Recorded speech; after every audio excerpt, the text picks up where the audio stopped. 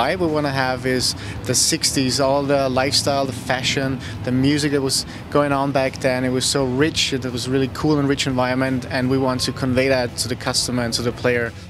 You are a sweetheart, Ray. I knew I could count on you.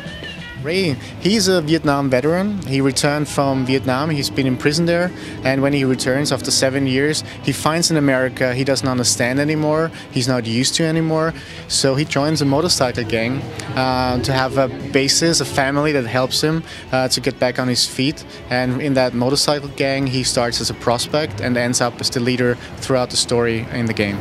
We try to be authentic as possible regarding setting, history and all of that stuff. And regarding the world we have, it's all based on real-world satellite data we captured, and we try to create the most authentic California that is possible within a virtual world.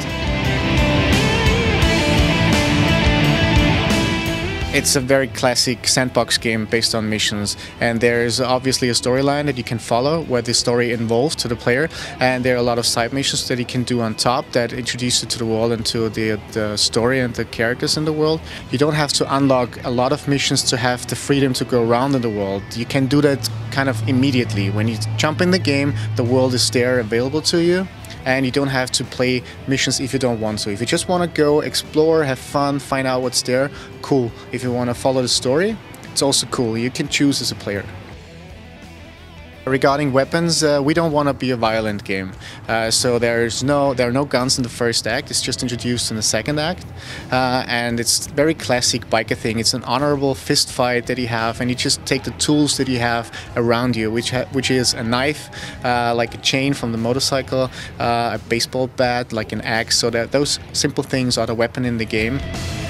Even though it's a biker game and it's all about bikes and your bike is your part of your personality, still there are a lot of vehicles in the world because an open world has also other vehicles, and all those vehicles are accessible and can be used, from a small tricycle up to a bike, a smaller motorbike, cars, and the biggest thing we have in the game is a huge mining truck where the wheel is just 2 men high, you know, those massive things you can drive also. We know that music is very important to convey the atmosphere of that game, especially with the 60s. It was so rich with music.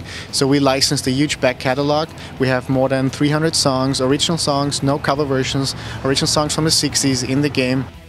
Regarding details of online, I can go so far into detail that it's not a multiplayer game. It's a single-player experience. There will be online functionality and features, but no multiplayer modus at all.